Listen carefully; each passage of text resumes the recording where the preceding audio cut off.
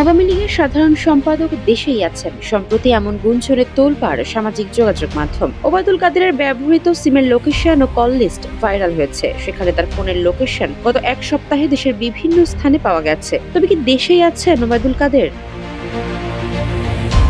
পালাবো না, প্রয়োজনে ফখরুল সাহেবের বাসায় গিয়ে উঠবো, এমন ভাবেই দম্ভ করতেন আওয়ামী লীগের সাধারণ সম্পাদক ও সড়ক পরিবহন ও সেতুমন্ত্রী ওবায়দুল কাদের। তবে ৫ আগস্ট শেখ হাসিনার পতনের পর টিকিটিও খুঁজে পাওয়া যায়নি ওবায়দুল কাদেরের। হাসিনা সরকারের পতনের পর বেশিরভাগ নেতাকর্মী গ্রেপ্তার হয়ে জেলে আছেন, না হয় তারা ভারতে পালিয়ে গেছেন।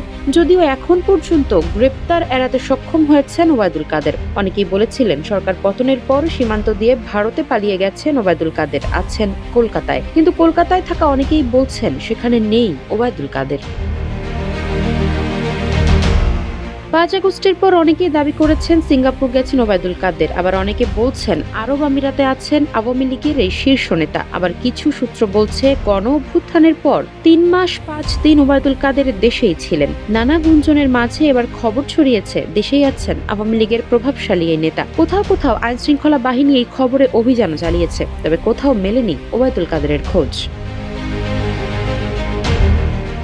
তবে সম্প্রতি সামাজিক যোগাযোগ মাধ্যমে ওবায়দুল কাদেরের ব্যবহৃত ফোনের সিমের লোকেশন ও কল লিস্ট ভাইরাল হয়েছে। তবে ওই কল লিস্টের সত্যতা নিশ্চিত করা যায়নি।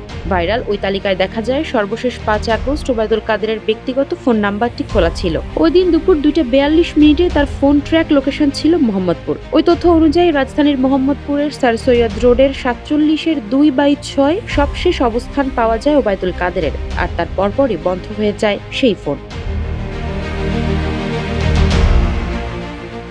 ওই তালিকায় দেখা গেছে ওবায়দুল কাদের মোবাইল ফোনে খুব কম কথা বলতেন। দলীয় কার্যালয়, নিজের বাসা ছাড়া খুব বেশি স্থানে তার কল লোকেশন পাওয়া যায়নি।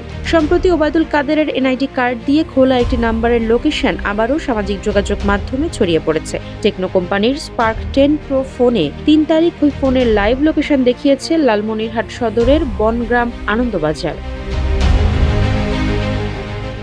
সামাজিক যোগাযোগ মাধ্যমে দাবি করা হয় গত এক সপ্তাহে তার ২টা ফোন ২ জায়গায় অ্যাক্টিভ পাওয়া গেছে, একটা কাপ্তান বাজার আর আরেকটা লালমনিরহাট। তবে ফোনের লোকেশন জানা গেলেও ওবায়দুল কাদের আদৌ দেশে আছেন কিনা তা নিশ্চিত হওয়া যায়নি। আফসারা নাজ, নিউজ ডেস্ক, ইত্তেফাক।